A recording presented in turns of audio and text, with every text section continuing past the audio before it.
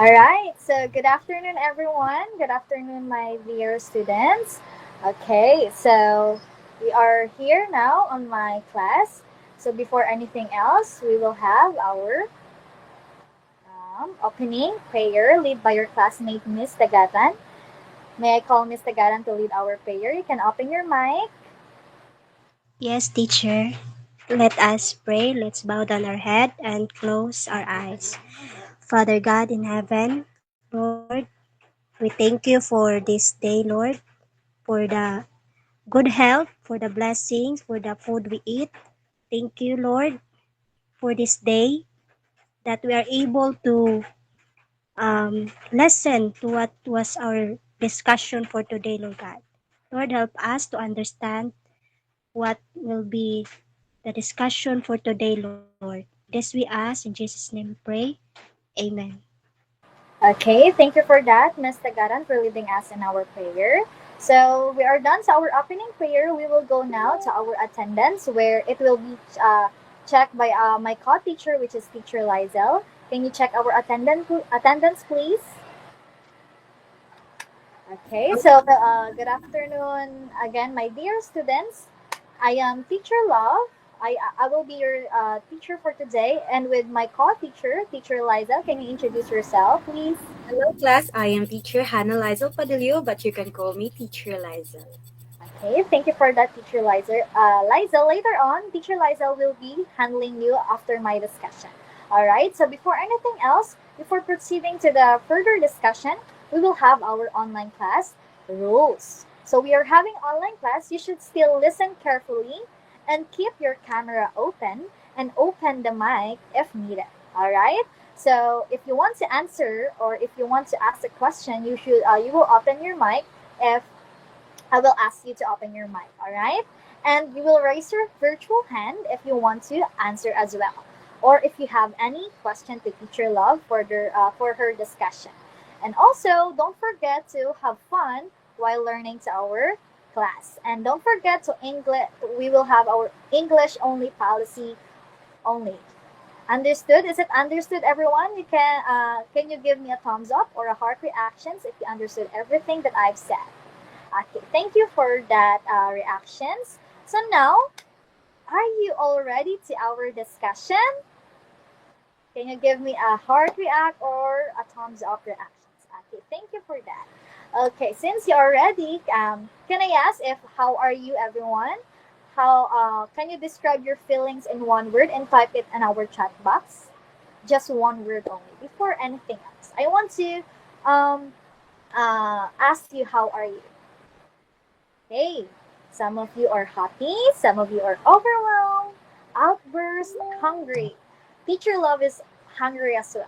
But we will finish it so that you can eat. But if you're hungry right now at the moment, you can eat during our discussion.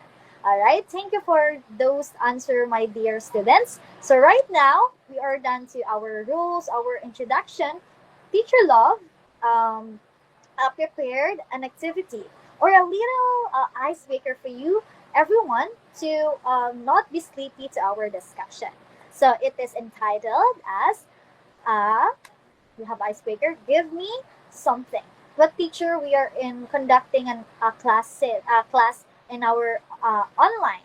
But how you can give how can I give something?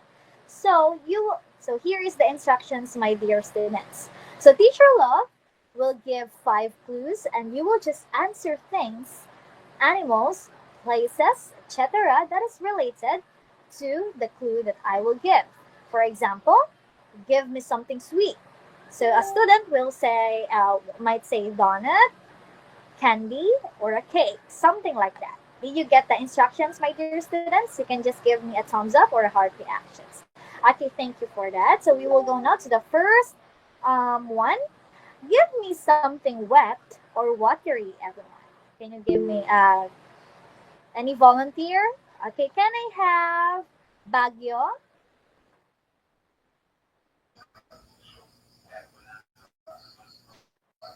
Baguio.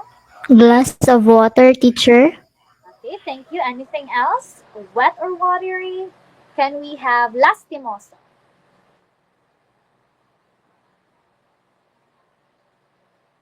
Lastimoso.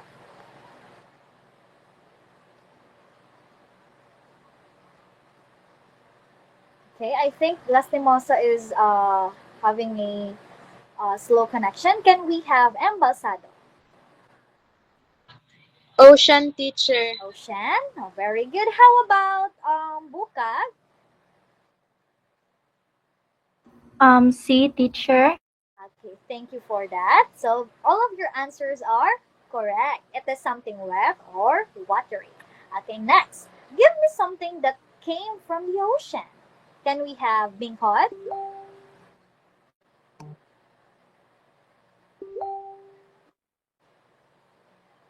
Okay.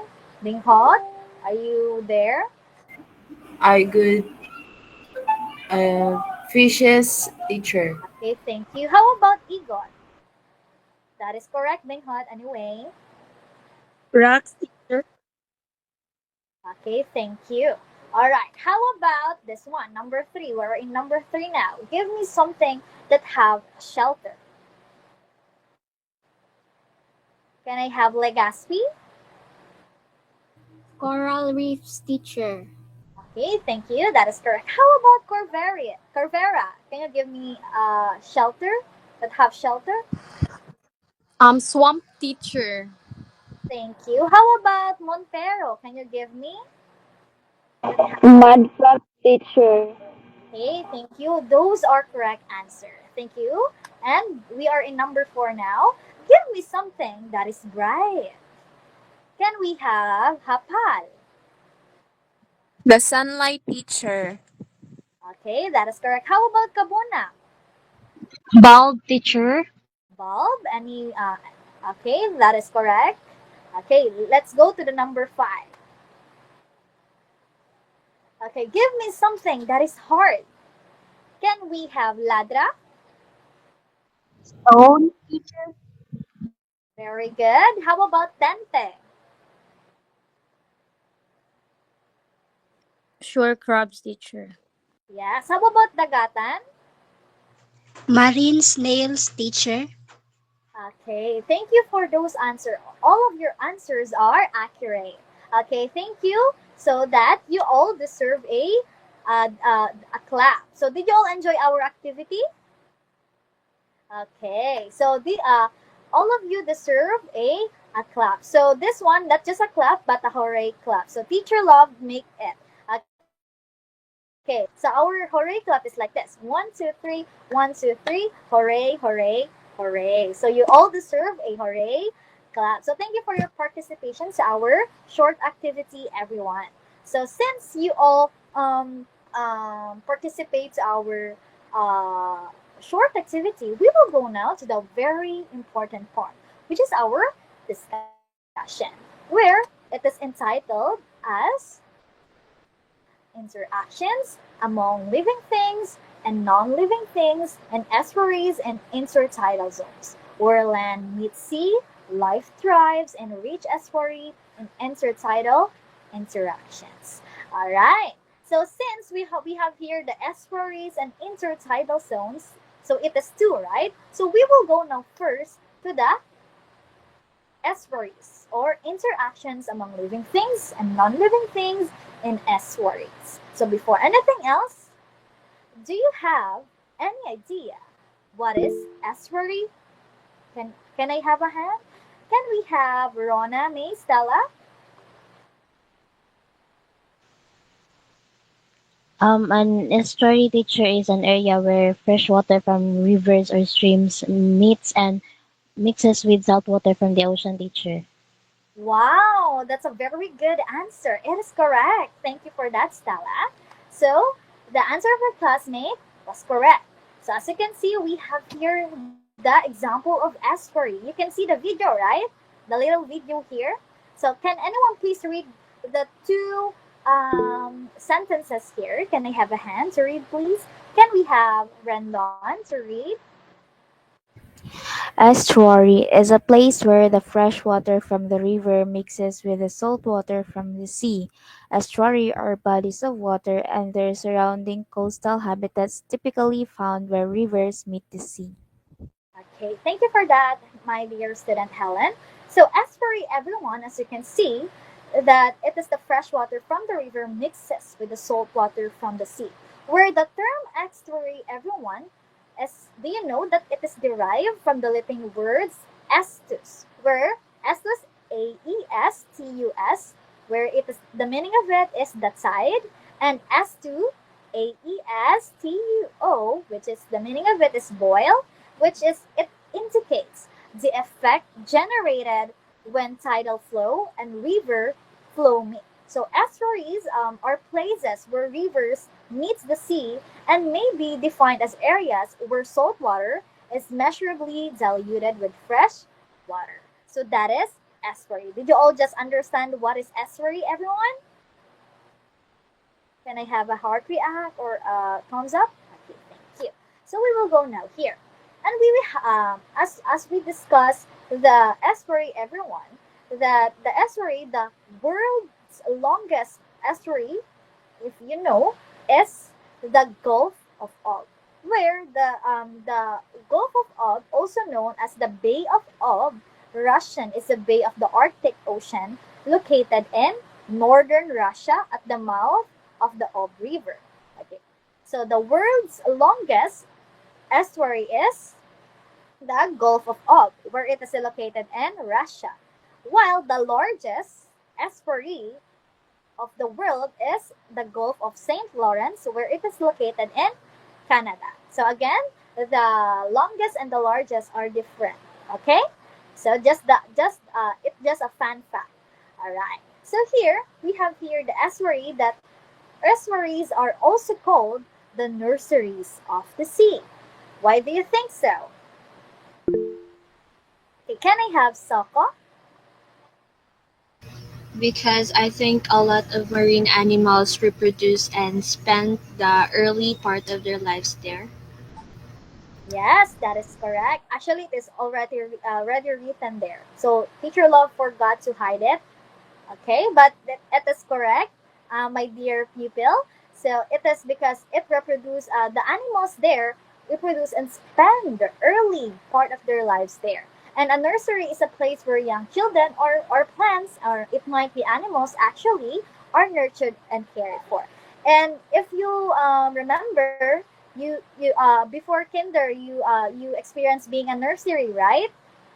So it's like that if a parent give birth to a children and they will put them in a kind of nursery like that, it just they will grow there. So it's just the same here and um in organism and the animals, like they will use the estuary area to animals to reproduce and spend the early part of their lives there.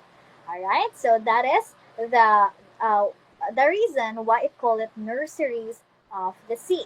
So in estuary, we have the two factors. Do you have any idea what are the two factors of estuary? Okay, can we have Legaspi? Two factors of estuary, teacher, is biotic and abiotic factors.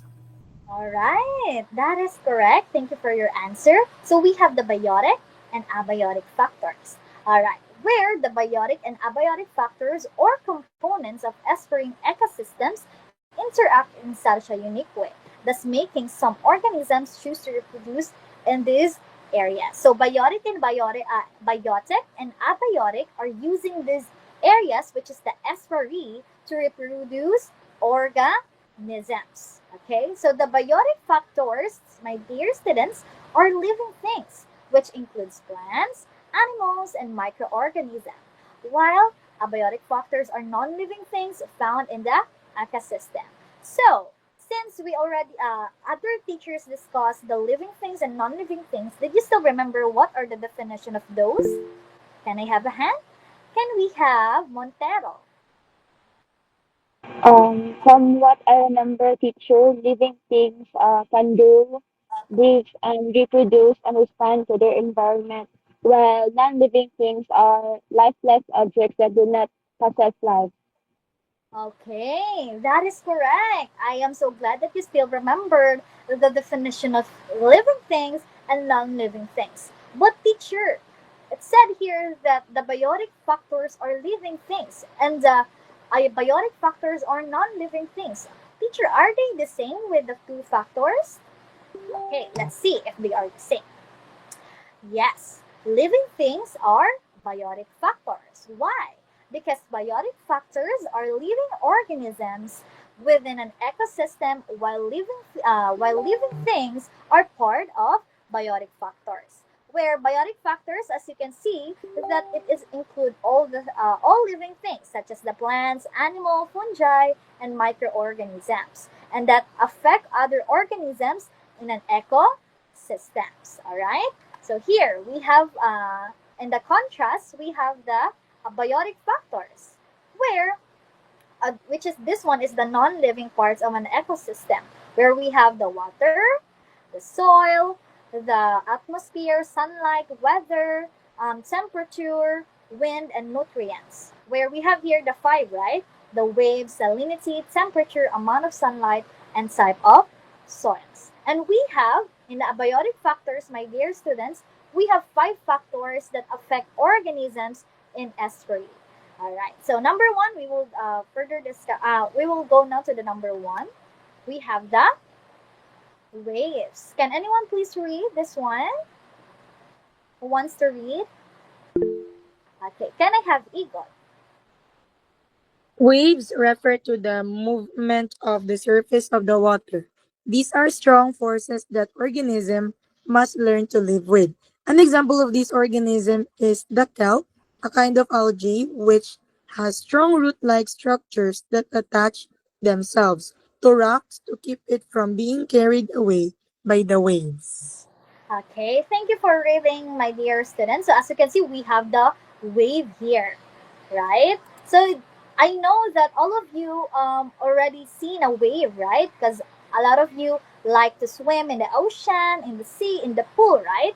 And if you experience a wave, especially if it's a strong wave, you can go through to that wave, right? But if it's just a mild wave or a very cute wave, you can just play along with the wave. So it can be dangerous if it is really strong, right? That's why it is also affect every organisms in the estuary. Like for example, here it is mentioned here that the kelp. So do you have any idea what is kelp? Can I have kabukos? I think teacher that is a type of seaweed. All right, very good. So kelp here is a type of seaweed. Yes, that is correct.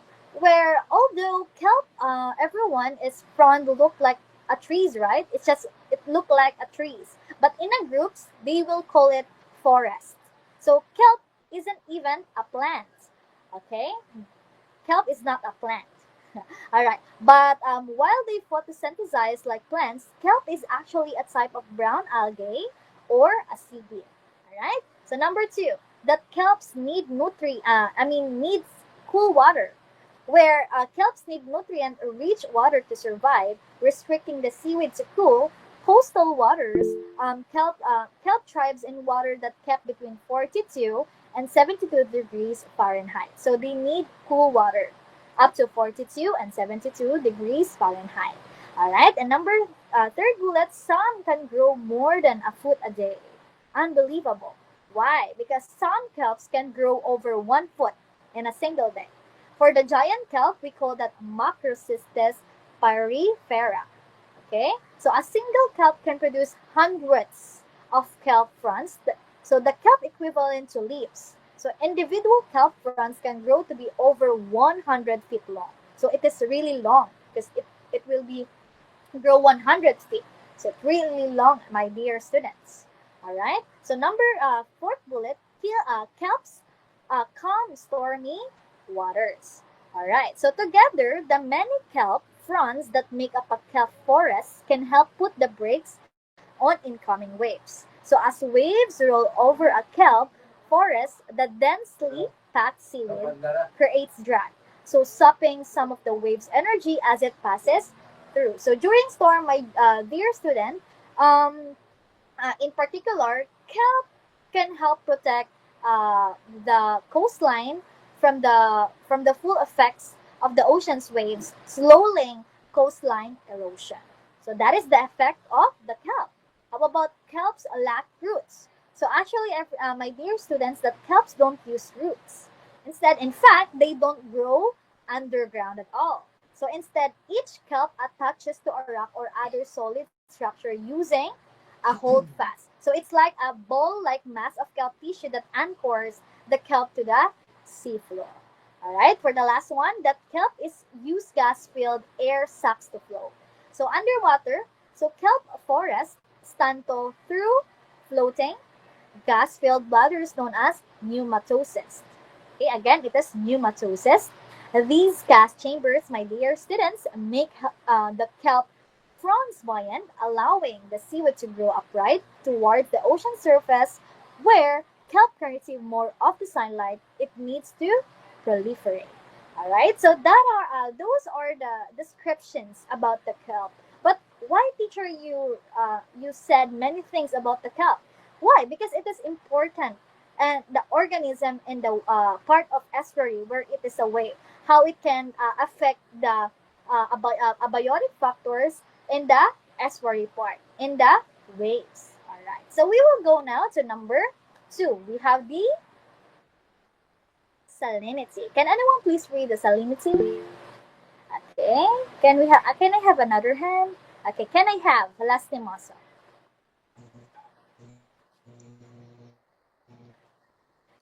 Salinity refers to the amount of salt in water. The combination of seawater and fresh water in estuaries is called brackish water. Mangroves and blue crabs have adjusted well to the constantly changing salinity of water due to the non-stop flow of fresh water and salt water through the estuary. Okay, thank you for reading it, Lastimoso. So again, salinity, everyone, it is amount of salt and water. Where the combination of seawater and fresh water, we call that a brackish water. So what is a brackish water, teacher? So it used to describe water that is more saline than fresh water but less saline than through marine environments. So as you can see, we have here the salt water and the fresh water. So this one, the interface phase, so when they combine the fresh water and the salt water, we can create the brackish water. All right. So brackish water, everyone, can range in salinity anywhere from 0.5 to about 30 ppt. Do you know what is the meaning of ppt? Okay. Can I another hand? No other hand. So can I have? We have Edulantes. Parts per thousand, All teacher. right, that is correct. Part per thousand. All right. So we have here that we have a type of saline water, right? Slightly saline water is 1,000 to 3,000, where it is ppm. So ppm means, can I have a hand? What is the meaning of ppm? If still remember, can I have Mark Aurelius? Parts per million, teacher.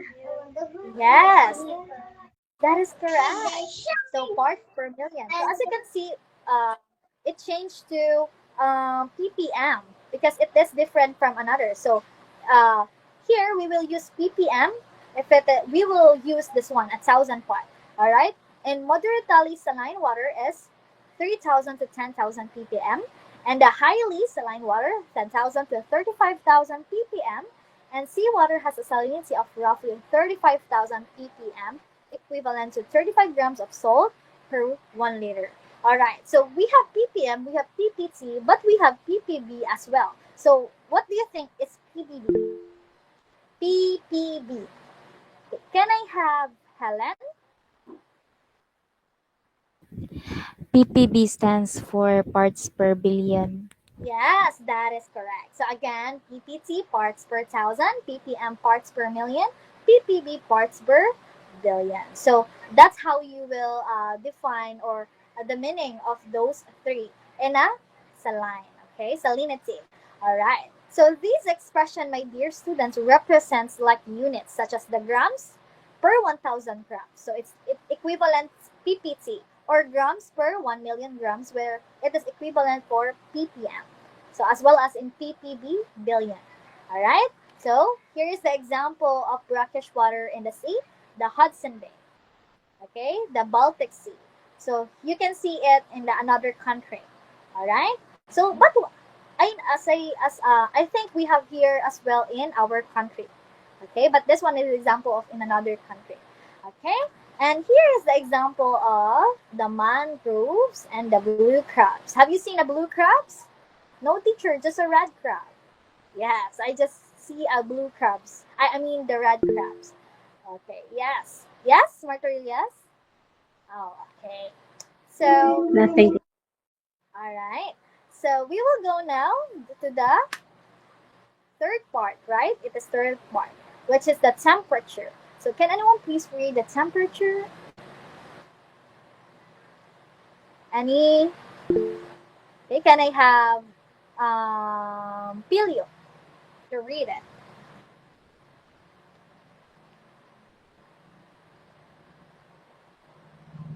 Pilio? Temperature. Temperature refers to the level of hotness. Hello, am I audible, teacher? Yes, Pilio, you're audible. You can continue. Okay. Temperature refers to the level of hotness and coldness of the water. Temperature differs because of the tides and the amounts of sunlight. Some organisms use plants like mangroves to keep themselves concealed from direct sunlight or away from the coldness of the water. Okay, so this temperature, it is really easy to understand, my dear students, right? If you have temperature in your house, when you have, a sick, like you will place the temperature um, in your what you can put it in your armpit, you can put it in your mouth, right? And it will level up if it is hot, and if it is so cold, it will go down, right? So that is the simple definition of temperature, and I know that you all know this. But do you know that temperature, it can also affect every organisms in the estuary, for example the plants and the animals there, where we have here the mangroves. So, do you know the mangroves, everyone? Can anyone please, if you have any idea about mangroves, can I have Balondo?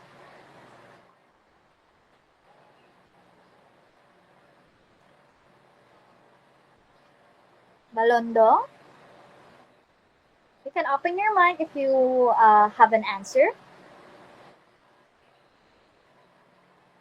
Okay, I think Balondo is having a slow connection. How about Soko? Mangrove teacher, it is like a tree, but it grows in the sea. Yes, it's like a tree, but it grows in the sea. So it's just amazing, right? We thought that trees is just only grow in the land, but mangroves is like that. It will grow in the sea.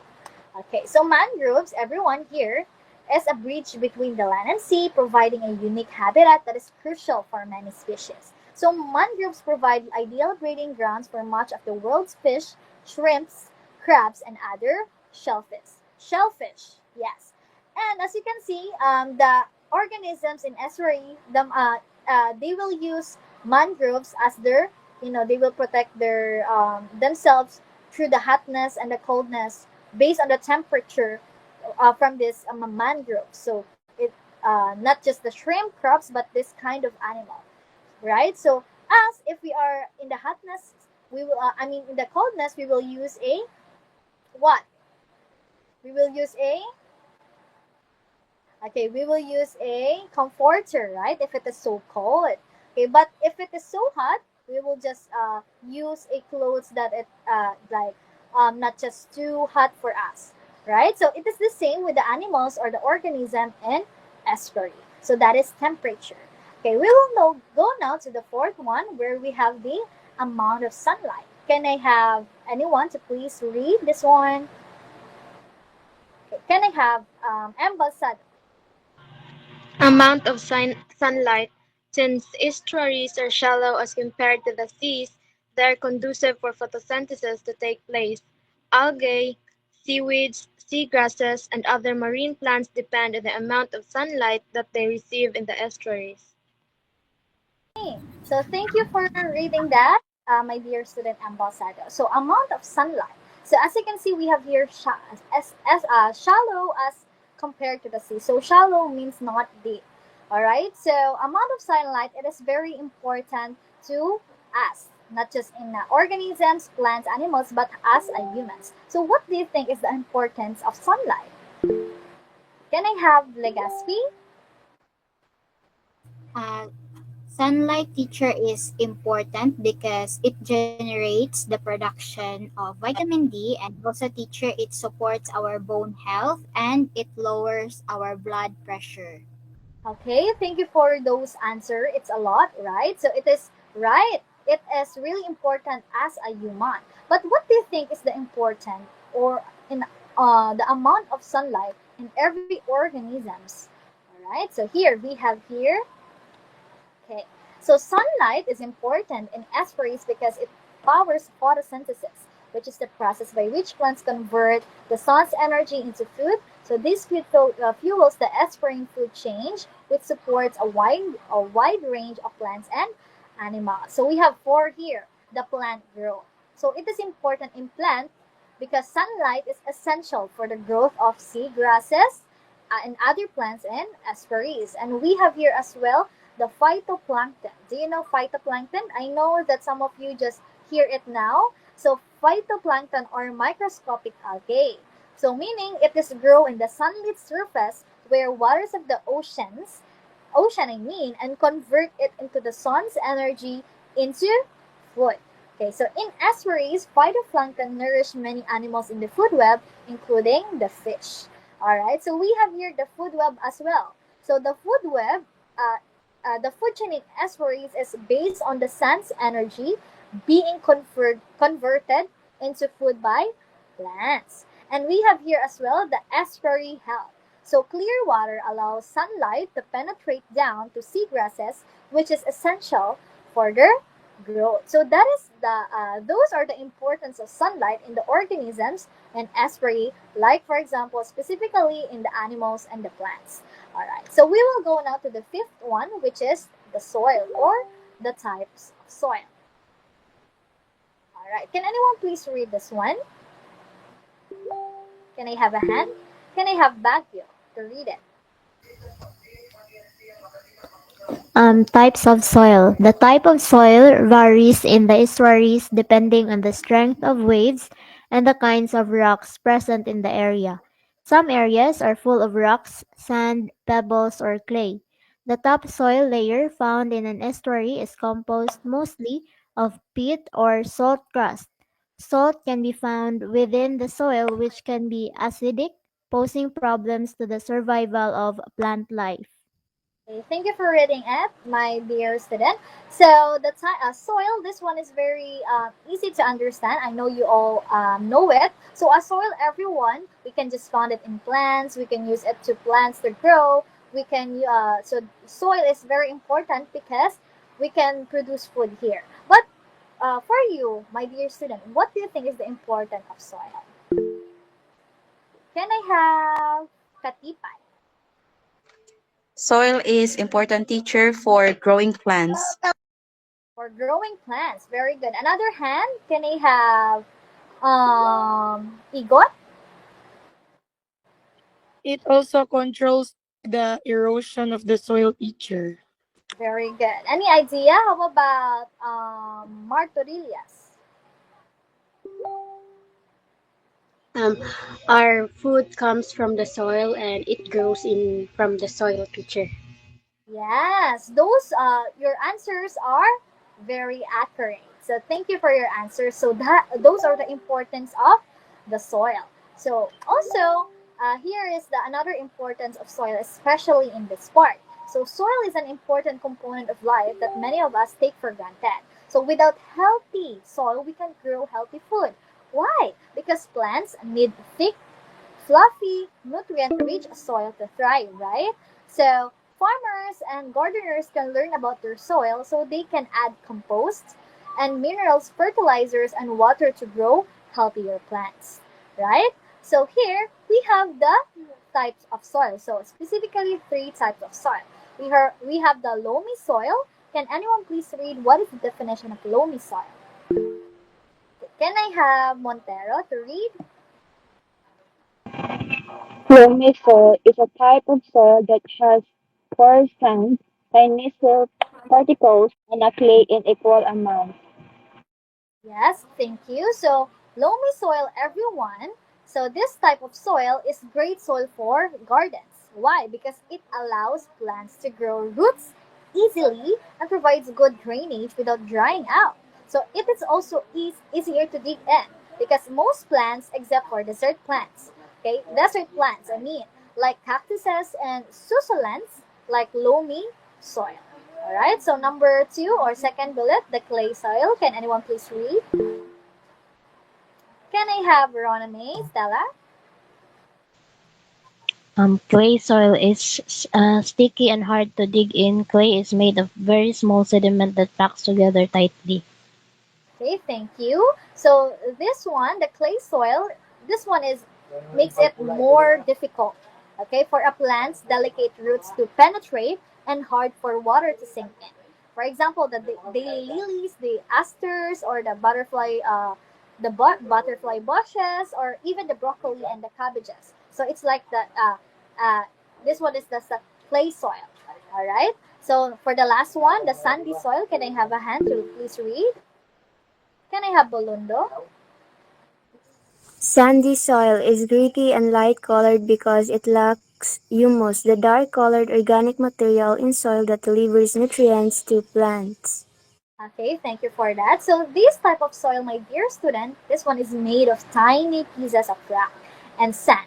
So it allows water to drain easily. So those are the type of soil in the estuary. All right. So we will know go now. So we are done for those things. But teacher, do you still not answer the question? What is the interactions of living things and non-living things in estuary? So what is the interaction, teacher? So here is the answer. So as you can see, it we already discussed it, but we will make it clear. I will make it clear for you, my dear students. So, the interactions of living things and non-living things in estuary. So, as you know, that living things like animals, plants, can interact with non-living thing environment, right?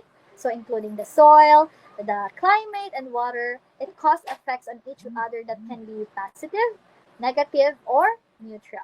For example, my dear student, so an animal benefit from a non-living environment with a plenty of water and air because these are essential for survival. So if a living organism cannot adapt to its non-living surroundings, such as lack of sunlight, or too hot or cold temperature, or cannot get what it needs from these surroundings, such as water. So then the living organism will have problems surviving and will thus be negatively affected, right? So in addition, my dear student, that living organisms in an environment without a sufficient non-living resources may have trouble getting what they need for survival due to competition for those resources. So another example on interactions between non-living and living things, which is include plants getting their minerals from the soil and making food using the sunlight, animals needing a specific temperature range for their body processes to function properly, and sea creatures needing either salt water or fresh water. So that is the interaction of the living things and non-living things in estuary. Did you all get that, my dear students? Can you give me a thumbs up or a heart reactions if you get the interactions? I think you didn't get it because I didn't receive any heart reactions or a thumbs up. All right, so I think it just lagged, right? So since we are done to the interaction of living things, we will just wrap up from this part, okay? So that you will not forget, okay? You will not forget about this part. So number one, we have the question here. Okay. What is estuary? Just to wrap up the things about the living things and non-living things and estuary. Can you give me the definition of estuary based on the discussion? Okay, what's this? Can I have Montero?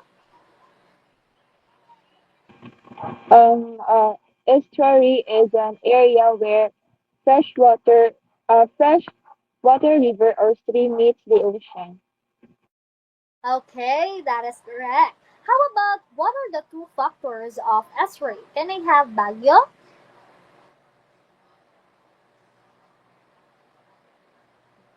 Baguio, you can open your mic if you want to answer. Abiotic and biotic factor, teacher. Yes, that is correct. Biotic and abiotic factors. How about number three? What are the five abiotic factors of estuary? Then I have another hand because Montero and Baguio and are already done answering. If you will not volunteer, I will just call a name here. Okay, I think we have another volunteer, Hapal. The five abiotic factors, teacher, is the waves, salinity, temperature, amount of sunlight, and types of soil. Okay, that is correct. Thank you. How about, can you give me an example of biotic factor in estuary? Can I have a hand? Okay, can I have Roname?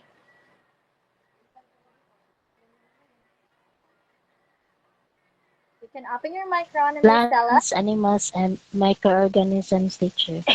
Yes, those are correct answers. So thank you for your answers. I think you really listen well about our topic from this part. So we will go now to the continuation of this part.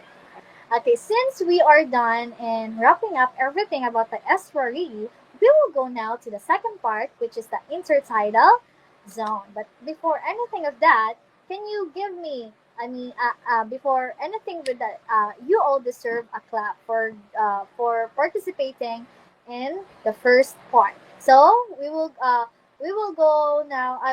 We will do the hooray clap. 1, 2, 3, 1, 2, 3, hooray, hooray. Hooray! Okay.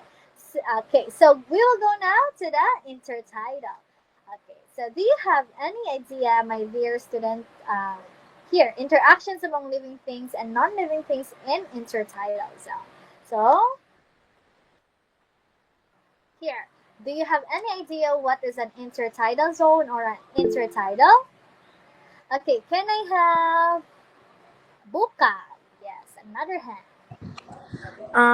Intertidal zone, teacher, I think it is the area that is above the water level and at low tide and underwater at high tide, teacher. Okay, very good answer. That's a good one. So again, that is correct. So here we have here that intertidal zone is the area where the ocean meets the land between high and low tide. As you can see, we have here the intertidal. We have the video here. And the intertidal zone is underwater during high tide and exposed to air during the low tide. Where, my dear student, that the animals and plants that live in this zone must cope up with being submerged in water because it is exposed to the air during different times of day.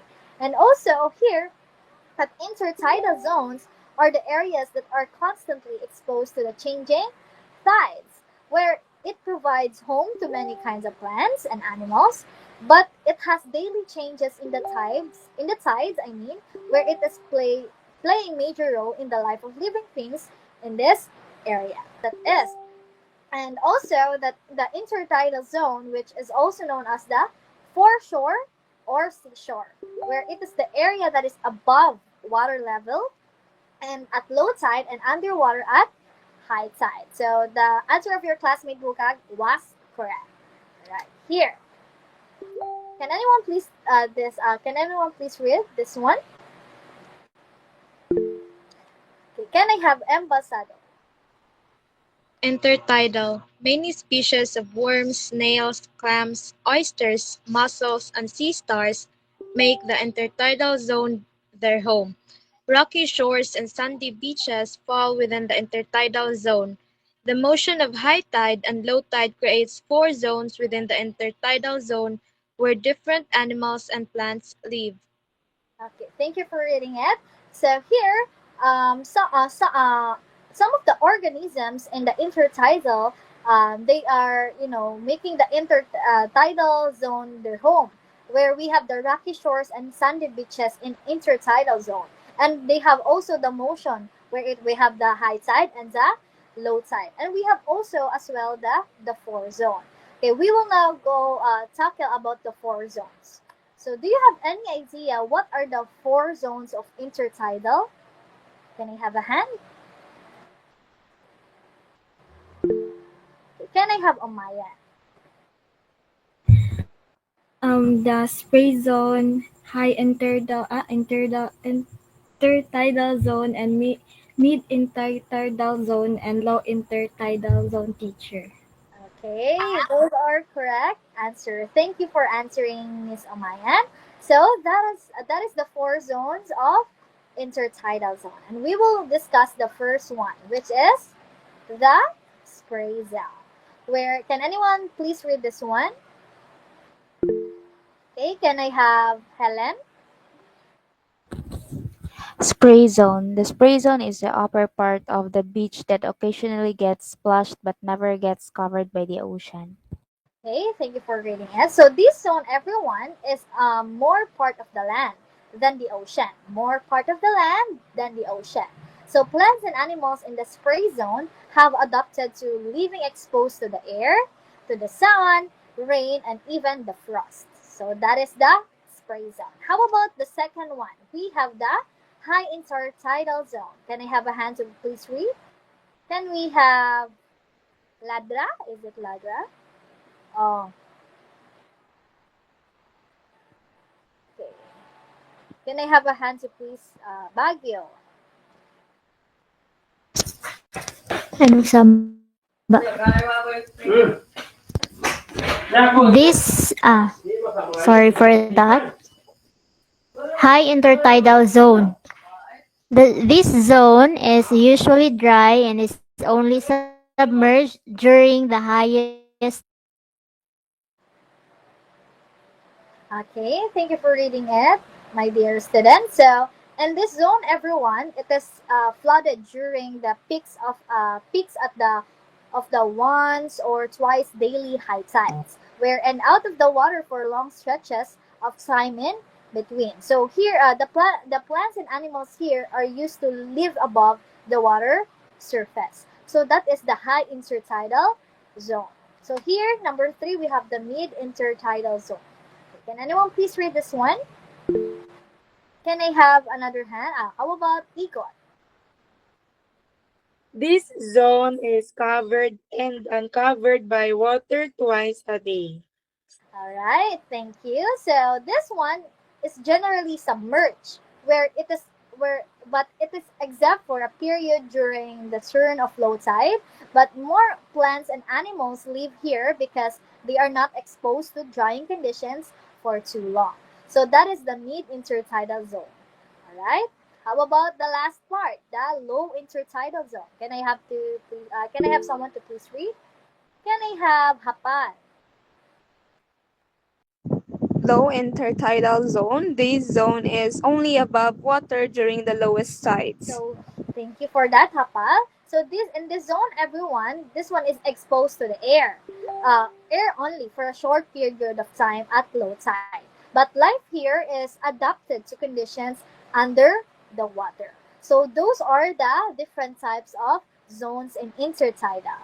All right. So since we have the four zones of intertidal, also we have the type of shores. So, can anyone give me the two types of shores? Can I have lastimoso?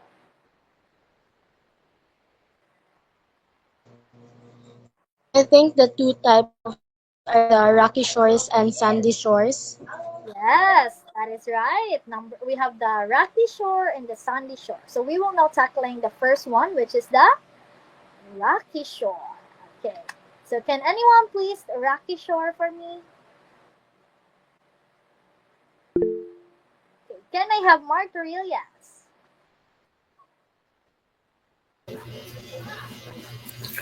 The rocky shore's habitat is a hard place to live. Organisms must cling to the rocks or wash away on the tides. Okay, thank you for that. So this rocky shore, everyone. So this adaptation prevents some animals from becoming a meal to predators when they are exposed at low tide. Why? Because as the tide moves out, water is trapped between rocks, forming tide pools. And tide pools help those organisms that have not adopted for being exposed to the air for long periods of time. So that is the use of rocky shore in the intertidal. Alright, so we will go now to the sandy shore. So can anyone please read this one for me? Can I have Bing Hot? Sandy shore. At low tide, organisms hide in the sand for protection from waves and to stay moist. When comes back at high tide, these animals may come out to feed. Okay, thank you for reading that. Okay, so this sandy shore, everyone, is a shoreline covered by a sand or other sediment. So sandy shore are home to a variety of species that have adapted to survive in the challenging conditions of the shore. Where sandy shores as well provide economic benefits to coastal communities, where the type of sand on the beach can affect the ecology of the area. For example, the reflective beaches have coarser sands that allow for more water filtration and oxygenation. So that is the use of sandy shore in some or every organism, or it can also have in the outer ecology. All right. So that is a sandy shore. Sure. Are you still there, my dear student? Can you give me a thumbs up or heart reaction if are you still there? All right. I see. You can still you are still there. Okay. So we will continue. All right. Here. So that here biotic factors, I mean, in an ecosystem such as the intertidal zone and estuary are composed of all plants, animals, and microorganisms living in it. So we have here every organisms in a biofactors in ecosystems where every organisms here everyone live in different habitats. So we have here the coral reefs, salt marshes, mudfloods, rocky shores, and mangrove forests. And as you remember, we encountered it a while ago on our short activity, right? So now we will discuss thoroughly about these habitats. All right. So we will go now to the first one, where we have the coral reefs. Okay, can anyone please read this one? Can I have Soko? Coral reefs provide shelter to a thousand of fish. Yes. So I know all of you already know the coral reefs, right? It is places in the sea or the ocean.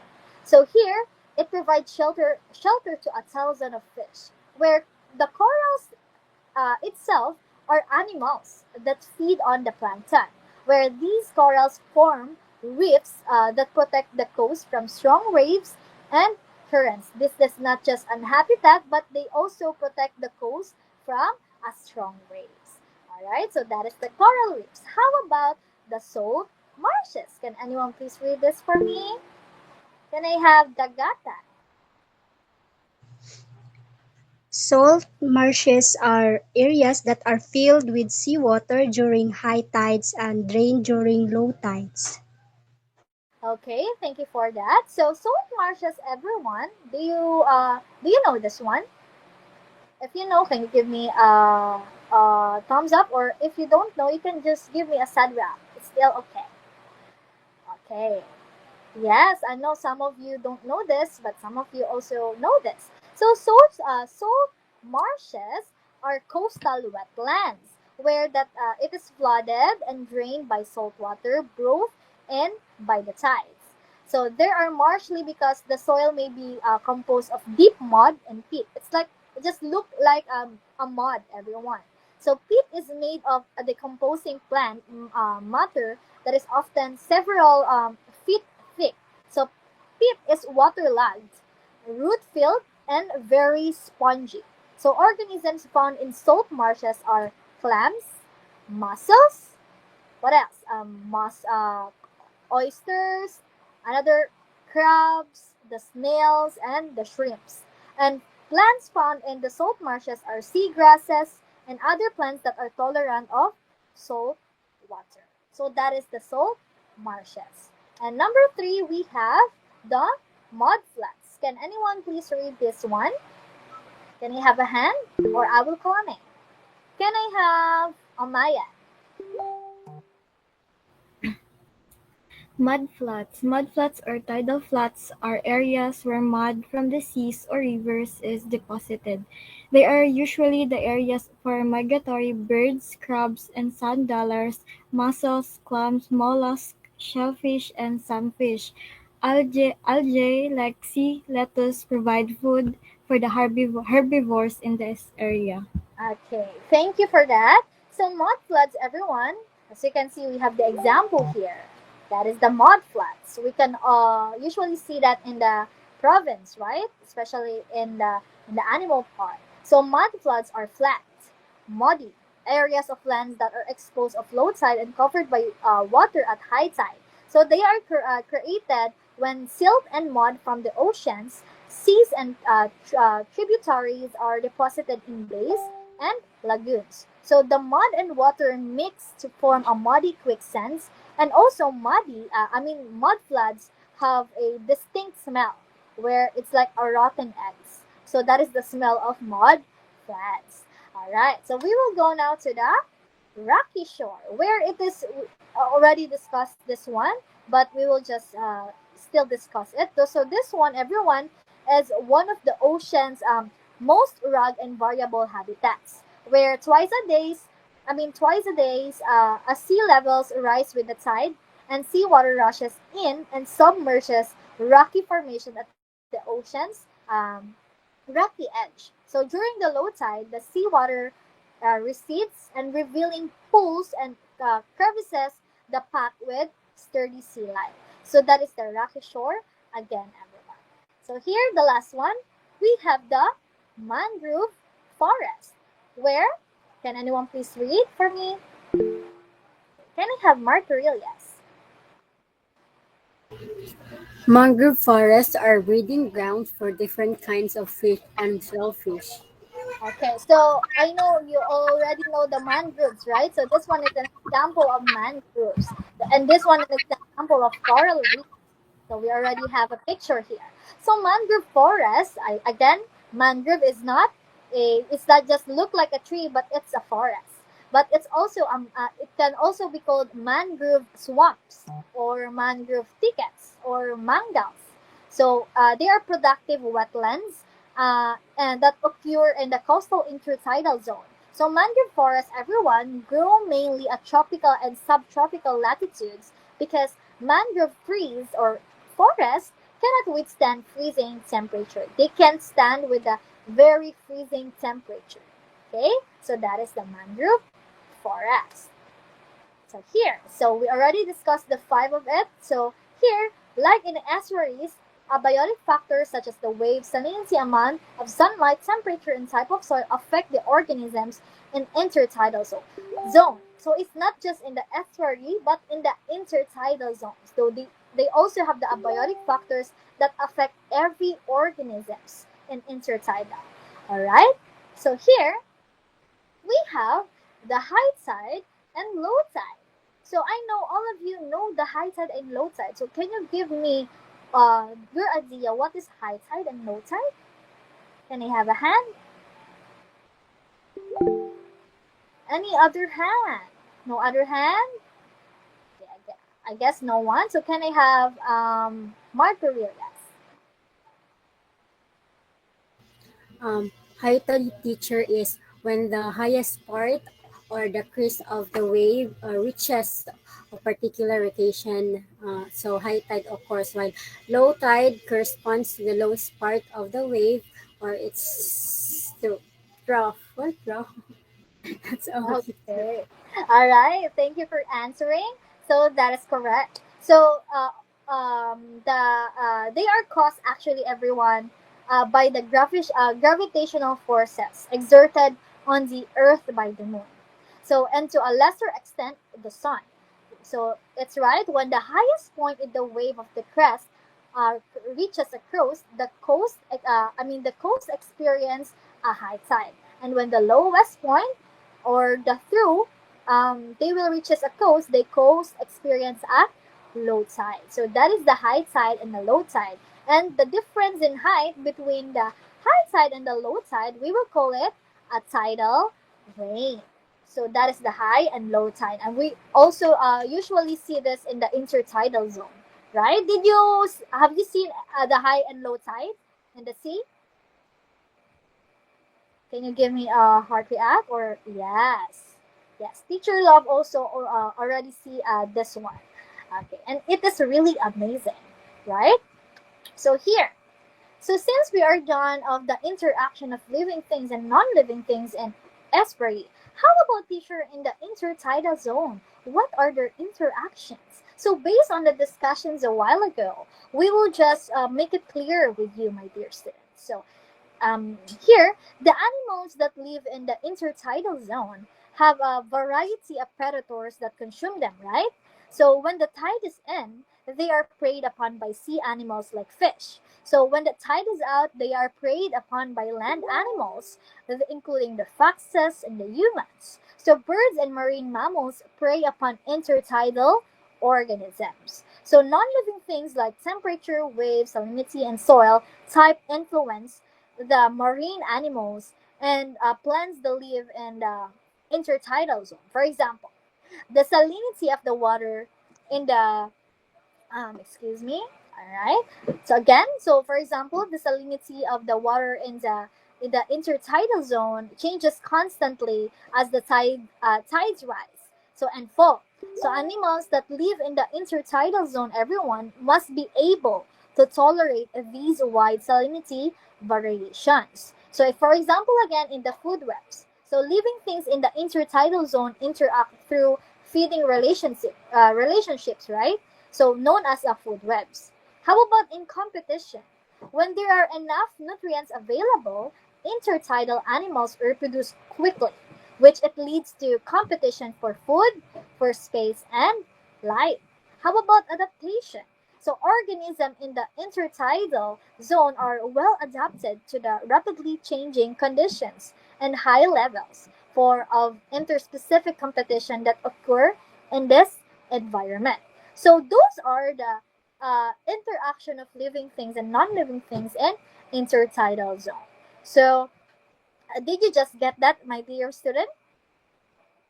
Can you give me a heart react or a tongue reaction? Okay, thank you. So for to sum it up, everyone, that everything the estuary where land meets the sea, right? And intertidal, it's about the high tide and the low tide, right? So that is for all for my topic about the interaction about living things and non-living things. And to wrap it up about this part, we have four questions again. So can you give me the definition of intertidal zone? Can I have a hand? Maybe I will call okay. Can I have a hand? Okay, can I have another hand? Can we have Legaspi? Okay, no one. Maybe slow connection. Can I have Hapal? How about Katipay? Intertidal zone teacher is the area that is above water level at low tide and underwater at high tide. Okay, so how about that is correct, Katipay. Thank you. How about the four zones of intertidal? Can I have a hand? Can I have Helen? Spray zone, high intertidal zone, mid intertidal zone, and low intertidal zone. Okay, that is correct. How about what are the two types of shores? Can I have Hapal? The two types of shores, teacher, is are the rocky shores and sandy shores, teacher. Yes, that is right. How about what are the different habitats found in the intertidal zone and estuaries? Can I have a hand? How about Legazpi? I think the coral reefs, salt marshes, mud flats, rocky shores, and mangrove forests, teacher. Yes, that is right. Very good. You all really listen very well, right? So that's why that's you all deserve a clap. So a hooray clap. Can you do it together with me? One, two, three, one, two, three. Hooray, hooray, hooray. Thank you for listening, everyone.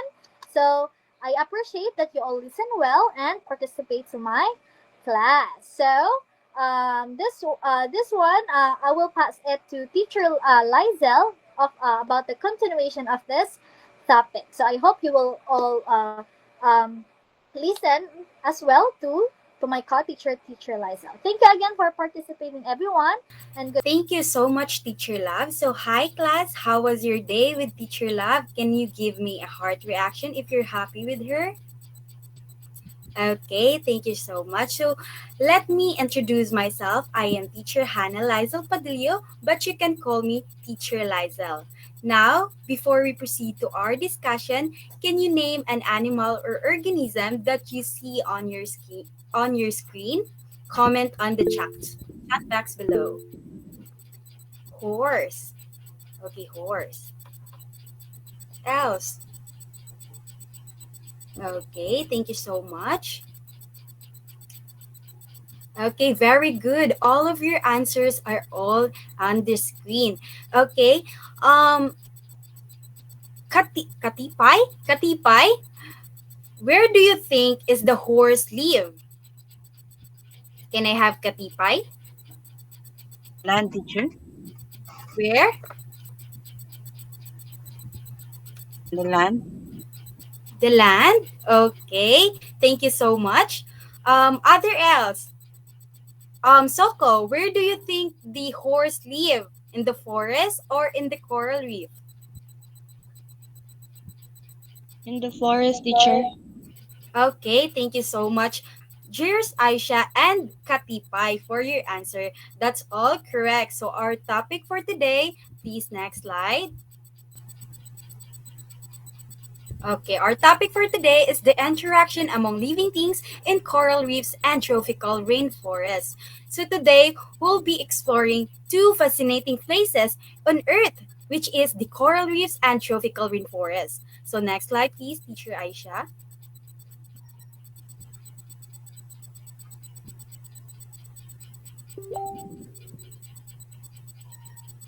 Do you know what place is this?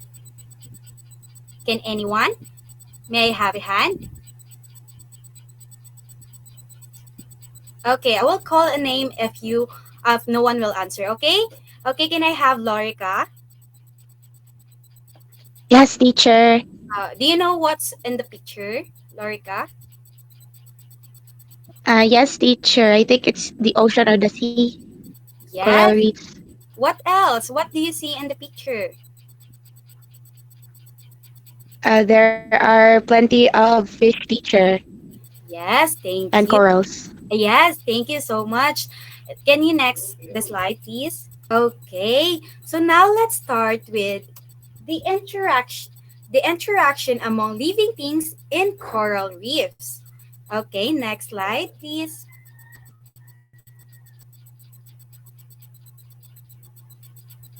So can I have someone to read? Okay, Embalsado. Coral reefs. In coral reefs, organisms interact with each other. The producers, like seagrass, provide food and nutrients to the consumers. These consumers include sea turtles, crabs, manatees or dugong, fishes, and other marine animals. Okay, very good. In coral reefs, living things depend on each other to survive because producers like seagrass make their own food using sunlight and provide food and nutrients to other organisms. So these organisms are called consumers. So some examples of consumers are coral reefs and sea turtles like crabs, manatees, fish, and other marine animals. So they eat plants or other animals to get energy. This interaction between the producers and consumers helps to keep the coral reef ecosystem healthy and balanced. So coral reef are full of life, and every living thing has an important role. So um, coral reefs are underwater structures made by a tiny animals called corals. So they live in a warm and shallow oceans and look like a colorful underwater city. So coral reefs provide homes for creatures like crabs, shrimps, and tiny fish. So that's all for coral reefs. So next slide, please.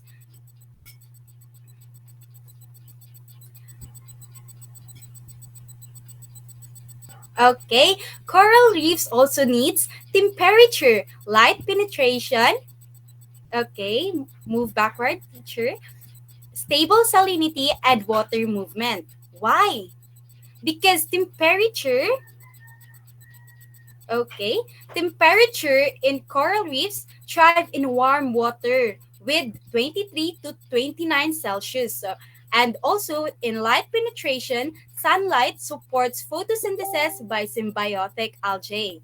And also in stable salinity, consistent salt levels are vital for coral health. And also for water movement, moderate currents provide nutrients and oxygen while removing waste. The illustration emphasizes these factors using symbolic visuals like sun, waves, and marine life. So, next slide, please.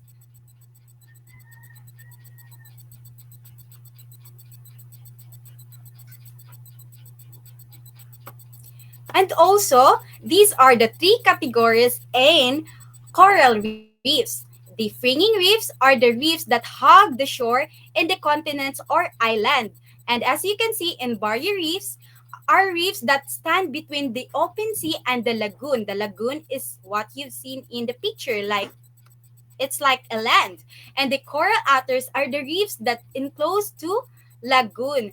And that's all for the three categories of coral reefs: the fringing reefs, barrier reefs, and coral reefs. So next slide, please.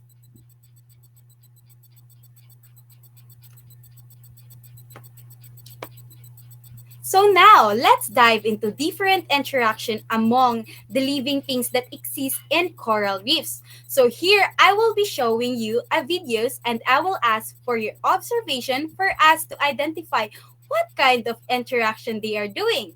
So now, let's start. Next slide, please.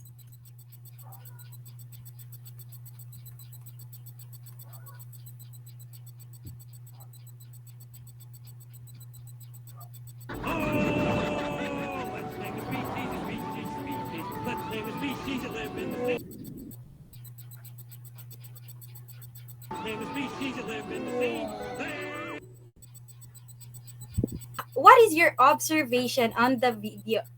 On the video, may I have Montero?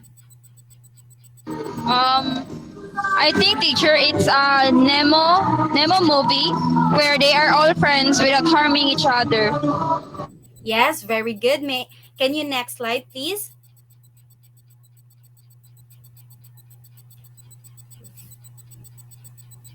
Very good, Montero. That is a Nemo movie. And that shows communalism. It is an interaction where organisms live together without harming each other.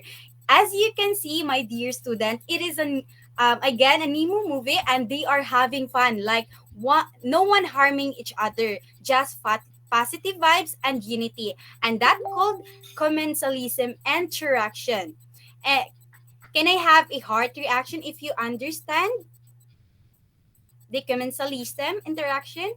Okay, very good. So now let's have next slide, please. Another interaction. Come on, first day of school. I don't want to go to school. 5 more minutes. Not you, Dad. Me. Okay. Get up, get up. I'm up. What is it? All right, I'm up. It's time for school. Whoa! Nemo! Okay, can you pause the Nemo, don't video, move. teacher? Don't move. Can I have your observation on that video, class? First day of school. Okay, can I have Oh, smart I don't want to go intermediate? to school. 5 more. Good afternoon, teacher. My observation is the video is still the Finding Nemo movie, and I observed that they're living in the coral reef, teacher. Very good. And that shows, can you next slide, please? Very good, princess. Okay, and that shows mutualism. It is a both organism benefits in relationship. As you can see, Nemo and his father living in a coral reef, which shows that they benefit each other. Nemo and his father living in a coral reef where they got benefited, and also the coral reef will have oxygen, nutrients, and the fishes will help remove waste in the coral reef. So that shows mutualism because it maintaining balance in ecosystem at is foster the cooperation and enhances for survival. And dear students, mutualism is two organism or living thing that benefits each other. Okay, do you understood? May I have a heart reaction?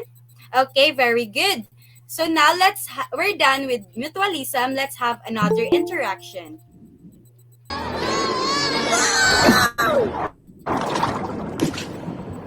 Oh my goodness! Whoa, kill the motor, dude. Let us see what Squirt does flying Okay. so low.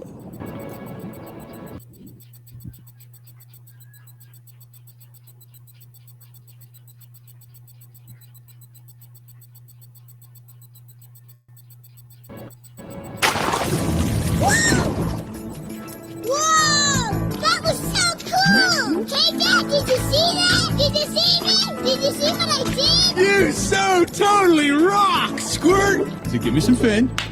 Noggin. Dude. Curl away, my son. Oh, it's awesome, Jelly Man. Little dudes are just eggs. We leave them on the beach to hatch, and then cuckoo, they find their way back to the big old blue. Oh. Okay, thank you so much. May I have your observation on that video? Okay, Dante. It's from the Nemo movie picture where the turtles are being trained by his father how to swim fast. Okay, very good. That is perfect observation. And that shows, next slide please.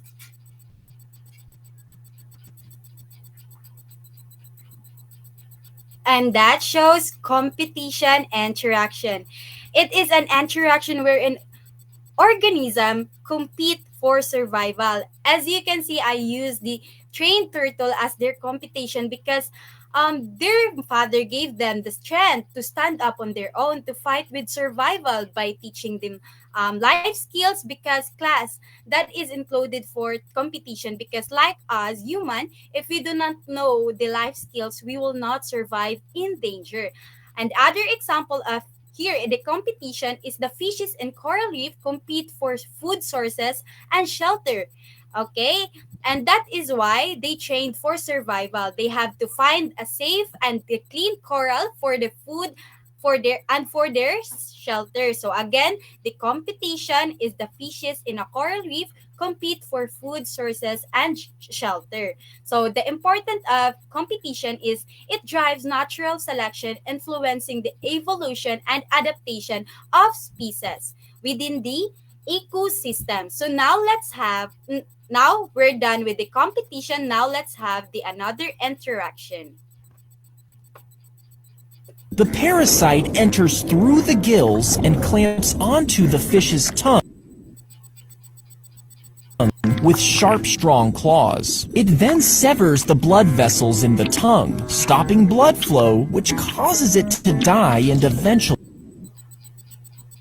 fall off. Once the tongue is gone, the parasite attacks.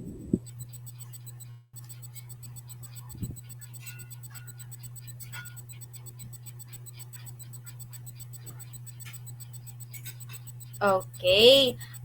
I think that's all for the video. May I have Attaches your itself to the observation? remaining stuff.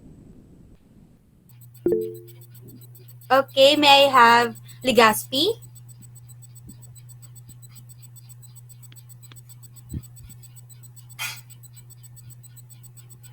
Legaspi, you may answer. Okay, so for my observation, teacher, sorry that for that teacher. Okay. I'm so sorry. So I in my did. ah, observation, it I'm so in my sorry. I cannot observation, hear teacher, you it clearly, Legaspi. sorry. Okay. May I have Okay, another for one, my which is Rendon?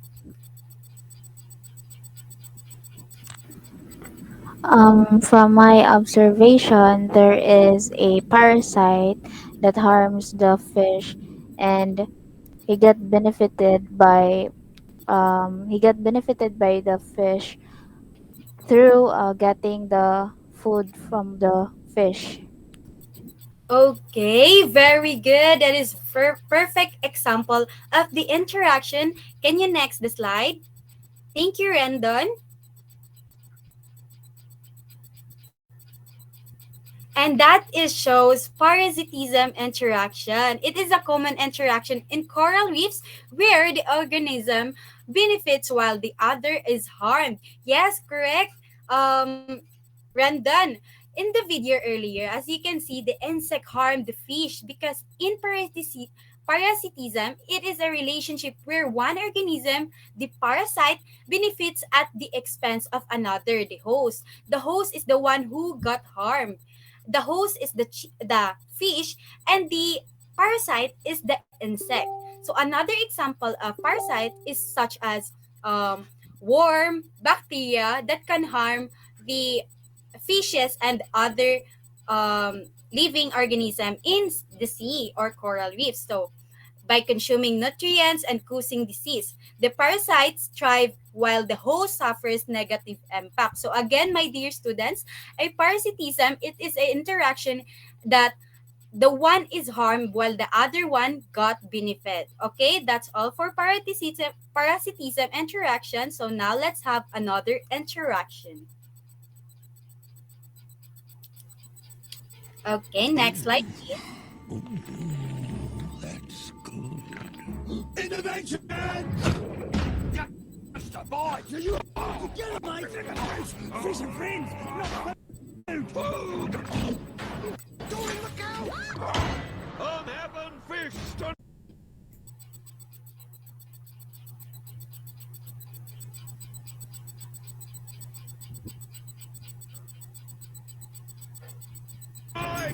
Remember the steps, mate!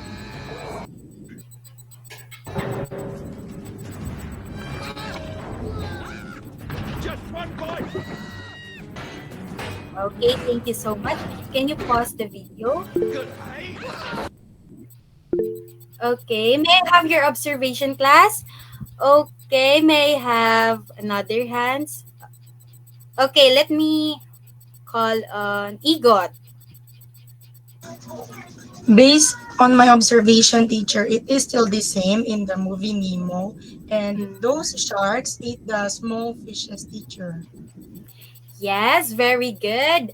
It is a Nemo movie. And it shows, can you next the slide, please?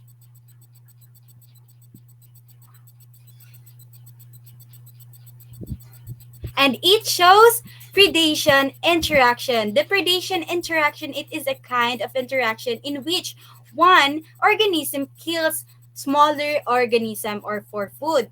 And as you can see in the video, yes, correct. A shark wants to eat a small fish, and that's how the predation interaction.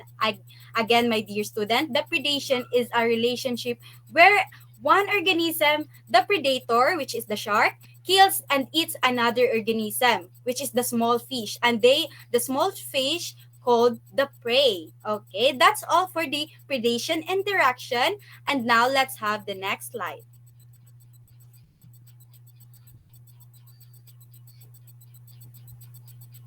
Okay, I believe that that's all for the five interaction of the coral reefs. Now let's have the activity. So this activity called identify the interaction or identify the picture. Okay, now can I have four students to answer? Okay. First let's have Martyrilias. I believe it is the last one, teacher, the predation. Okay, let's see if your answer is correct. Next slide, please.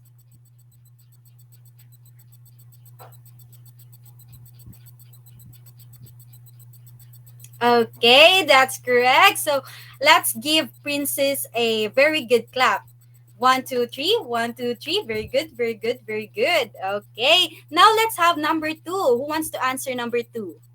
Okay, let me check. Okay, let's have Lastimoso.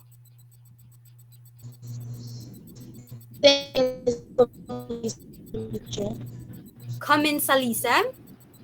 Yes. Okay, let's see if your answer is correct. Can you next the slide, please? Okay, you're correct. So let's give Lastimoso a very good clap. One, two, three. One, two, three. Very good, very good, very good. So now let's have number three. Who wants to answer number three? Okay, Katipay. Competition, teacher. Okay, let's see if your answer is correct. Can you next, teacher Aisha? Okay, your answer is correct. So now let's give Katipay a very good clap. One, two, three. One, two, three. Very good, very good, very good. So now let's have number four. Who wants to answer number four?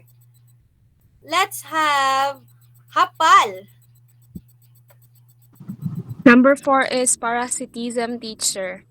Okay, let's see if your answer is correct. Next slide, please.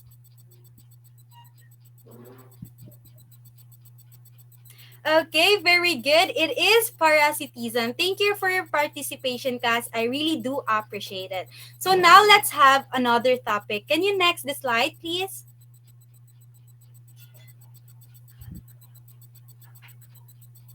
Okay, now let's have the interaction among living things and tropical rainforest. So now, next slide, please. Okay, let me introduce you to tropical rainforest. Can anyone read?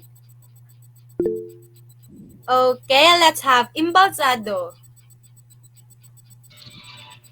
Tropical rainforest. Living things and non-living things interact with each other in a tropical rainforest ecosystem. Living things include plants and animals. Non-living things include soil, air, humidity, water, and sunlight. Very good. So thank you for that, Lyle. So the tropical rainforest, it is a rich and diverse ecosystem found in a near equator. It has a warm climate and high humidity and heavy rainfall, which support the many plants and animals. Plants like tall trees, base of the vines and produce oxygen and form the base of the food chain. So, while animals such as parrots, raccoons, and frogs rely on plants for food and shelter. And while the non-living things like soil, water, air, sunlight, and humidity are also important because soil gives nutrients to plants and water keeps everything hydrated and sunlight helps plants make food and also air provides oxygen for animals and carbon dioxide for plants. So the plants, animals, and non-living things are all depend on each other. For example, animals help plants to reproduce spreading seeds, and also while plants give animals food and oxygen, this balance keeps the rainforest alive and thriving. So next slide, please. Do you understand the tropical rainforest, class? Can I have a heart reaction? Okay, very good. So now let's have the different kinds of the layers. Can I have someone to read the different layers? Helen, okay, please. Emergent layer, canopy layer, understory layer, and forest floor. Very good. Thank you for that, Helen. So that is the four layer of the rainforest. Now let's learn each kind of layers. So next slide, please.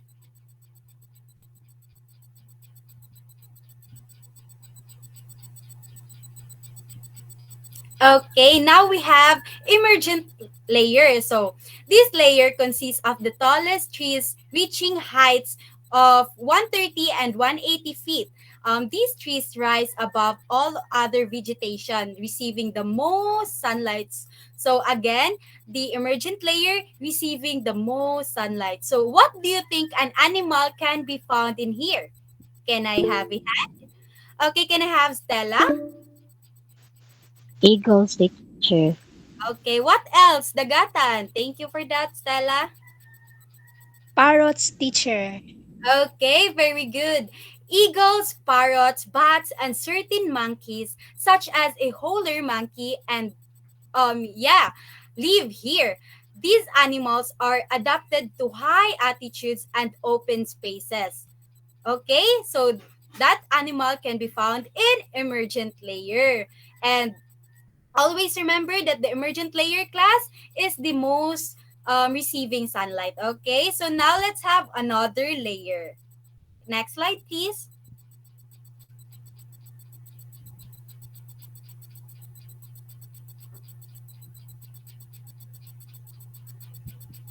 Okay, now we have the canopy layer. The canopy forms a dense platform of vegetation. Okay, with trees. Okay, we still have a canopy, teacher.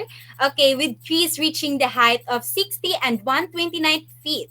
This layer blocks most sunlight from reaching the lower levels and provides shelter and food for a wide variety of species. So, what do you think an animal can be found in canopy? Okay, can I have being hot? I think three frogs, teacher. Yeah, very good. Can I have another else? You? Insects like butterflies, teacher. Okay, it could be. Thank you so much. So, um, for me, the animals can be found here in a canopy, sloths, toucans, tree frogs, and a wide variety of insects like butterflies. Oh, very good. You and ants live here. So the canopy is the most biodiverse layer of the rainforest. So always remember, class, the canopy is the most biodiverse layer of the rainforest. So now let's have another layer. Okay, now we have understory layer. This layer lies below the canopy about 59 feet and lower. It consists of smaller plants, shrubs, and trunks of the taller trees. So limited sunlight glass. Always remember that understory layer, it has limited sunlight. Okay, so what do you think an animal can be found in here? Okay, can I have Martyr Ilias? Snake, teacher. Yes, very good. Can I have Lyle? Jaguar, teacher. Okay, very good. Another. Okay. Okay, can I have you? Insects, teacher, like mosquitoes and beetles. Okay, very good. You are all correct. Thank you for that answer. So jaguar, snakes, tree frogs, and insects, including mosquitoes and beetles, are common here. This layer often houses nocturnal animals due to the dim lighting. So that's all for the understory layer. So now let's have the another layer. Okay, next slide, please.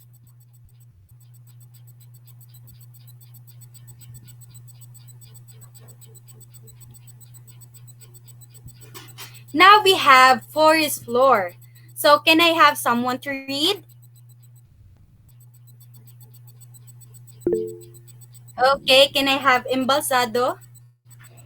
Forest floor layer is home to animals like jaguars, tigers, and cassowaries, which thrive in a deep shade part of the forest where plant life is thin. This is because only a small percent of sunlight gets through the thick canopy and understory and reaches the forest floor. Organisms like fungi, insects, worms, and litter from taller trees that fall on the forest floor can be found here. Okay, thank you so much, Lyle. So it means that the forest floor is the lowest layer of the rainforest, where sunlight barely penetrates, making it dark and damp. It is a rich decomposing matter that nourishes the soil. So, even if you read the animals that in forest floor, can I ask for what do you think an animal can be found in here? Okay, okay. Let's have Rendon. Decomposers such as fungi, worms, and millipedes are abundant. Okay, very good. Oh yes, yes, very good. Here in forest floor, the decomposers such as fungi, worms, and millipedes are found here in the forest floor. And also the jaguars, tigers, and armadillos, casuaries, and large insects like ants and termites thrive here. And that's all for the forest floor. So now let's have the next slide.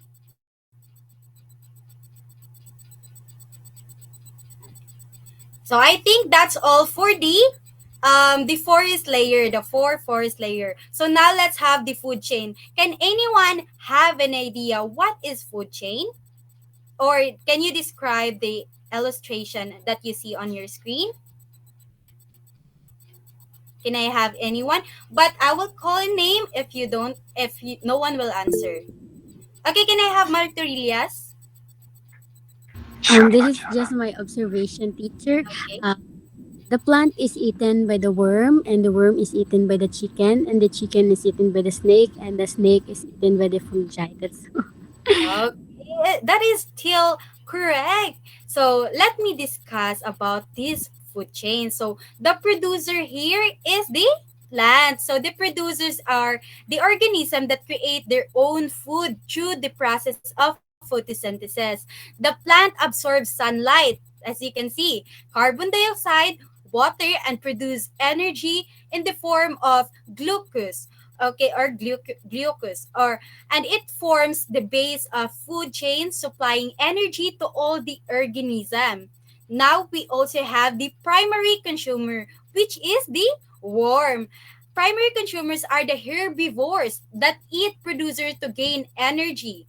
And worms consume the plant material such as leaves or roots and gain energy stored by the plant. So worms represent the second trophic level by transferring energy from producer to higher consumers. So now let's have the secondary consumer, which is the chicken. Secondary consumers are organisms that eat primary consumers. So the chickens eat worms.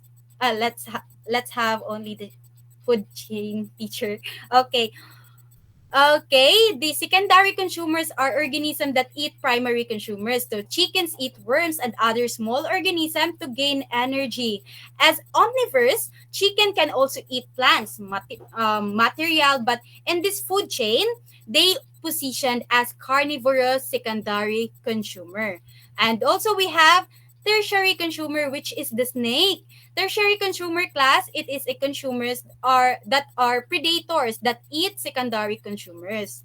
So snakes eat chickens and other small animals for energy. They occupy a higher trophic level and play a role in controlling the population of secondary consumers. So that's the design for the snake. So let's have the decomposer or the fungi.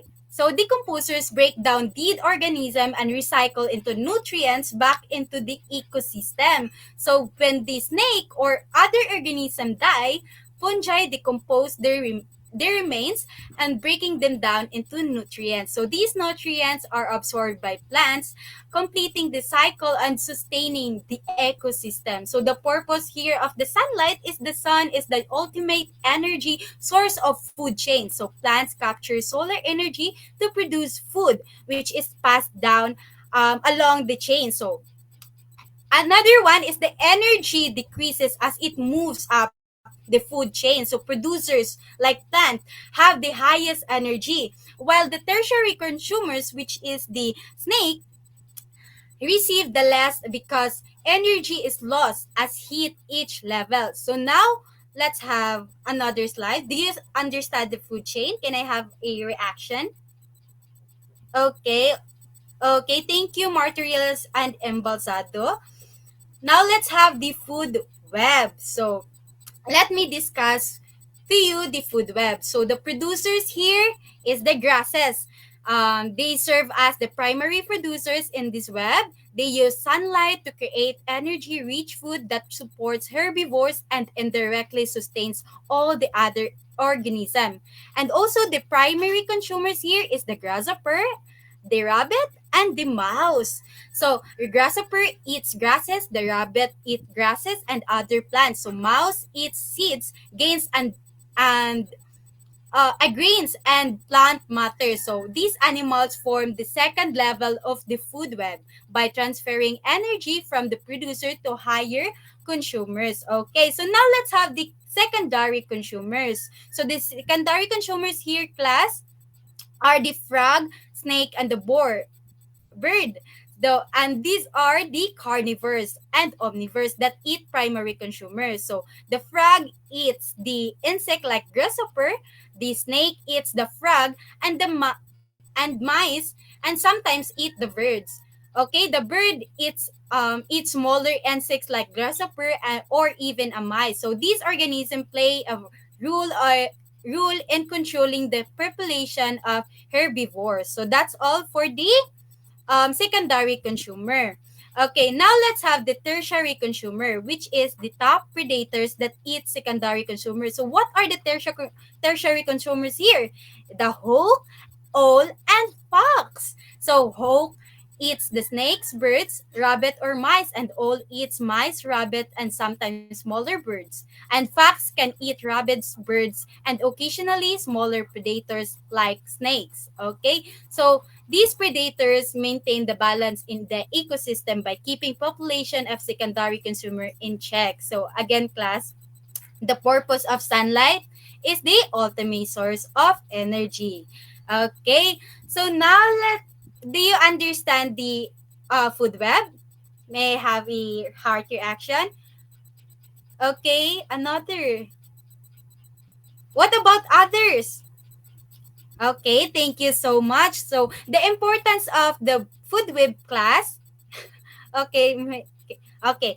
The importance of food web, class, is the food web ensures biodiversity and regulates population, preventing overgrowth or extension of species. So now let's have the next slide, please. Okay. Okay, now let's have the interaction that exists in tropical rainforest ecosystem. So the if we have different kinds interaction in coral reefs, we also have tropical rainforest. And in this discussion, I want to guess what kind of interaction in the picture. Okay, can I have a thumbs up?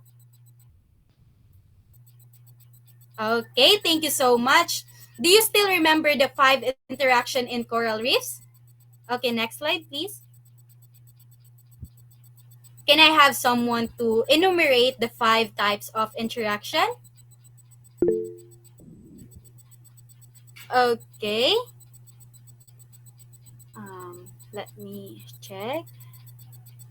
Okay, can I have dagatan? The five different types of interaction, teacher. Yes. Yes, Camila, please. The first one is commensalism. The second Yes. one is mutualism. Yes. The third one is competition. The fourth one is parasitism. And lastly, teacher, is predation. Okay, very good. Thank you so much, Camila. That's great. So now let's have the next slide, please.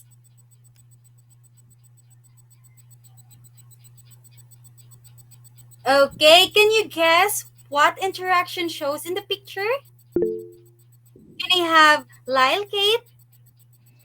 I think that's commensalism, teacher, because based on the pictures, they are showing unity, or the animals are living together peacefully. Okay, right. That is correct. It showed commensalism because it shows positive vibes having together without harming each other. Okay, very good. Now let's have next picture. Okay, can anyone guess? Okay, may I have Legaspi? I think that shows mutualism. Okay, thank you so much, Legaspi. That is correct. So let's see if your answer is correct. Yes, very good. Because it shows that two organisms benefit with each other, like what you have seen in the bee, and the bee benefits from the flower, and the flower also, as well as the butterfly. So now let's have another interaction class. Can you next the slide, please? Okay, can anyone guess what interaction is? Okay, may I have Ego? I think based on the picture, teacher, it is competition because it has trees, grass, flowers, and the nature, teacher. Okay, thank you so much, Ego. Let's see if your answer is correct. Can you next the slide, please? Okay, very good. It is a competition. It is indeed because the competition is fighting for survival as well as the flowers, trees, and the plants. They are competing for survival from the sunlight. Okay, so now let's have another interaction. Can the next slide, please? Okay, can you guess what interaction is this? Okay, can I have Helen? From like what I have learned earlier, teacher, that shows a parasitic interaction because one animal is harmed while one is not. Okay, very good. So now let's see if your answer is correct.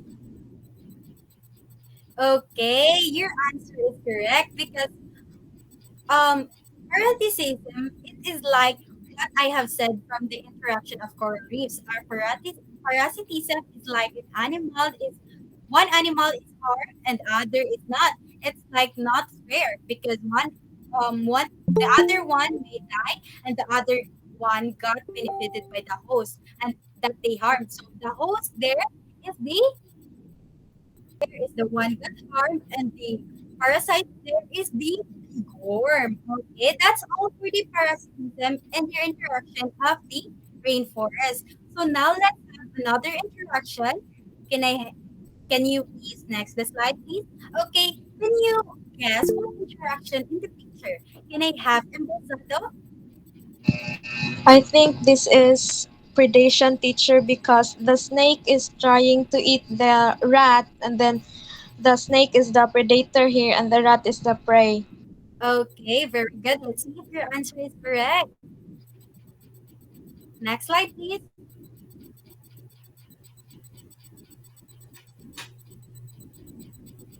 Yes, very good. It is a predation because just like the shark in the coral reef, the predator in the forest is like the snake or the big animals, and they want to eat the small animals or an animal that has no opponent. So now let's have another slide.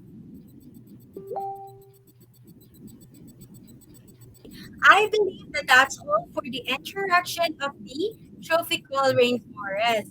So now see if let's test your understanding on my discussion. So do you still remember the four different kinds of layers in tropical rainforest? Can I have your hand?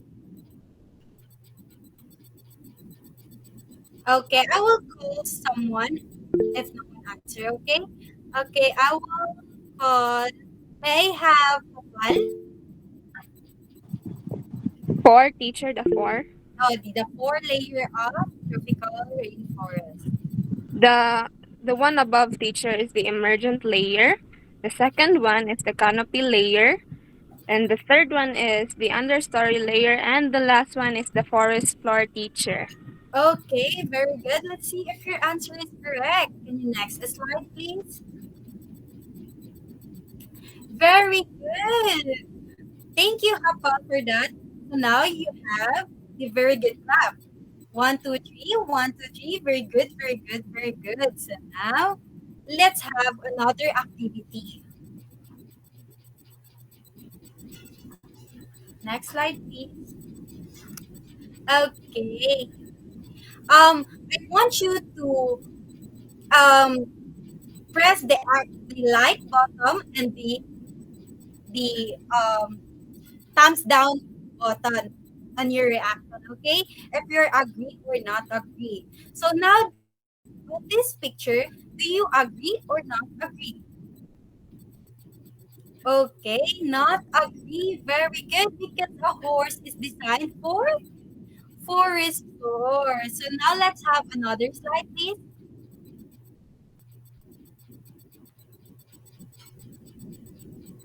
Okay, now yes, you are agree because a monkey is designed for canopy or emergent layer. Okay, now let's have another slide, please. Okay, you're agree correct because that animal is designed for forest floor. So now let's have another slide, please. Okay, what about that? Okay, your answers are correct. I mean, your answer is correct, but there's a tree frog that can be any canopy layer, so that is still agree. So I think that's all for our activity class.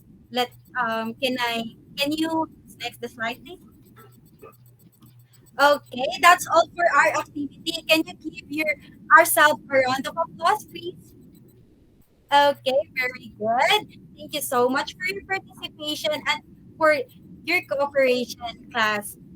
So now your assignment will be posted on Google Classroom. Okay, next slide, please. Now let's have a closing prayer that will be led by Helen. Can I have Helen for closing prayer? Let us put ourselves in the holy presence of God, in the name of the Father, the Son, and the Holy Spirit. Amen. Glory be to the Father, and to the Son, and to the Holy Spirit, as it was in the beginning, is now, and ever shall be, world without end. Amen. The Father, Okay, and the Son, and the Holy Father, Spirit. Son, Amen. Holy Spirit. Thank you so much, class, for attending our class for today. Again, I am teacher Hanah Lyzel Padillo, but you can call me teacher Liza. Thank you so much, class, and you can leave the Google Meet. Thank you.